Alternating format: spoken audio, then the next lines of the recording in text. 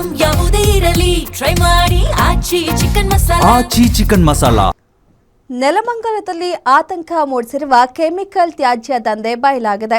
ಕಾರ್ಖಾನೆಗಳ ಅಪಾಯಕಾರಿ ತ್ಯಾಜ್ಯವನ್ನು ಅಕ್ರಮವಾಗಿ ಜಮೀನಿನಲ್ಲಿ ಸುರಿಯಲಾಗುತ್ತಿದ್ದು, ಇದರಿಂದ ಅಂತರ್ಜಲ ಕಲುಷಿತವಾಗುತ್ತಿದೆ ಎಂಬ ಗಂಭೀರ ಆರೋಪ ಕೇಳಿಬಂದಿದೆ.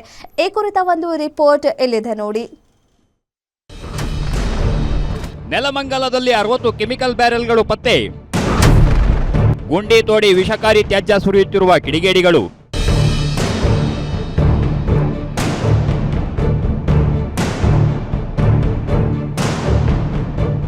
ಕೆಮಿಕಲ್ ನೀರು ತುಂಬಲು ತೋಡಿರುವ ಬೃಹತ್ ಗುಂಡಿ, ಸ್ಥಳೀಯರ ಕೈಗೆ ಸಿಗದೆ ಪರಾರಿಯಾದ ಕಿಡಿಗೇಡಿಗಳು.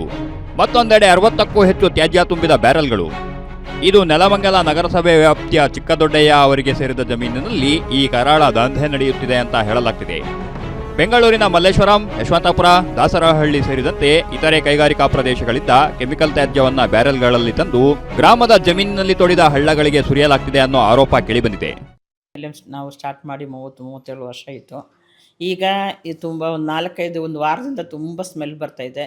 ನಮ್ಮಲ್ಲಿ 7 ವಯಸ್ಸಿಂದ ಚಿಕ್ಕ ಮಕ್ಕಳಿದ್ದಾರೆ, ವಯಸ್ಸಾಗಿರೋರಿದ್ದಾರೆ, ಫಿಸಿಕಲಿ ಹ್ಯಾಂಡಿಕ್ಯಾಪ್ಟವರಿದ್ದಾರೆ. ಈ ಸ್ಮೆಲ್ಲು ಅವರಿಗೆ ನಿದ್ರೆ ಮಾಡೋಕ್ಕೂ ಆಗೋದಿಲ್ಲ. ತುಂಬ ಮಕ್ಕಳಿಗೂ ತುಂಬ ಒಂಥರ ವಾಂತಿ ಬರೋಂಗೆ, ಹೆಡ್ಡೇಕು, ಇದೆಲ್ಲ ಮಕ್ಕಳು ತುಂಬ ಕಷ್ಟಪಡ್ತಾ ಇದ್ದಾರೆ ಮಕ್ಕಳು. ಹೀಗೆ ಕೆಮಿಕಲ್ ಮಿಶ್ರಿತ ನೀರು ಭೂಮಿಯೊಳಗೆ ಸೇರಿ ಅಂತರ್ಜಲ ಕಲುಷಿತವಾಗಿದ್ದು, ಕೊಳವೆ ಬಾವಿಗಳಲ್ಲಿ ಶುದ್ಧ ನೀರು ಬರುತ್ತಿಲ್ಲ.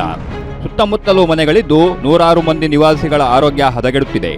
ದುರ್ವಾಸನೆ ತಡೆಯಲಾಗದೆ ಹಿರಿಯರಿಗೆ ಉಸಿರಾಟದ ತೊಂದರೆ ಎದುರಾಗ್ತಿದೆ ಅಂತ ಸ್ಥಳೀಯರು ಪ್ರತಿಭಟನೆ ನಡೆಸಿದ ಬಳಿಕ ಮಾಲಿನ್ಯ ನಿಯಂತ್ರಣ ಮಂಡಳಿಯ ಅಧಿಕಾರಿಗಳು ಸ್ಥಳಕ್ಕೆ ಭೇಟಿ ನೀಡಿ ಪರಿಶೀಲನೆ ನಡೆಸಿದ್ದು, ಸಂಬಂಧಪಟ್ಟವರಿಗೆ ನೋಟಿಸ್ ನೀಡಿ ಕ್ರಮ ಕೈಗೊಳ್ಳುವುದಾಗಿ ಭರವಸೆ ನೀಡಿದ್ದಾರೆ. ಆ್ಯಕ್ಚುಲಿ ಇವತ್ತು ನಮ್ಮದು ಒಂದು ಪರಿಸರ ಸಾರ್ವಜನಿಕ ಸಭೆ ಇತ್ತು. ಸೊ ಕೊಡಗೇನಹಳ್ಳಿಯಲ್ಲಿ ಅಲ್ಲಿ ಇದ್ದಾಗ ಯಾರೋ ಸಾರ್ವಜನಿಕರು ಒಂದು ಮೊಬೈಲ್ ಮೂಲಕ ಒಂದು ದೂರನ್ನು ಕೊಟ್ಟರು ನನಗೆ. ಯಾರೋ ಅನ್ಅಥರೈಸ್ಡ್ ಆಗಿ ಕೆಮಿಕಲ್ ಬ್ಯಾರಲ್ಗಳನ್ನ ಅಲ್ಲಿ ಡಂಪ್ ಮಾಡಿದ್ದಾರೆ, ಬೆನಕಾಲ್ ಲೇಔಟು, ಕುಣಿಗಲ್ ರಸ್ತೆ ಅಂತ ಅಂದ್ಬಿಟ್ಟು ಹೇಳಿದ್ರು. ಸೊ ನಾವು ಪರಿಸರ ಸಾರ್ವಜನಿಕ ಸಭೆ ಮುಗಿದ ನಂತರ ಇಲ್ಲಿಗೆ ಬಂದ್ವಿ. ಬಂದು ನೋಡಿದಾಗ ಯಾರೋ ಒಂದು 60-70 ಬ್ಯಾರಲ್ಲು ಥಿನ್ನರು ಮತ್ತು ಪೇಂಟ್ ಸ್ಲಡ್ನ ಇಲ್ಲಿ ಡಿಸ್ಪೋಸ್ ಮಾಡಿದ್ದಾರೆ.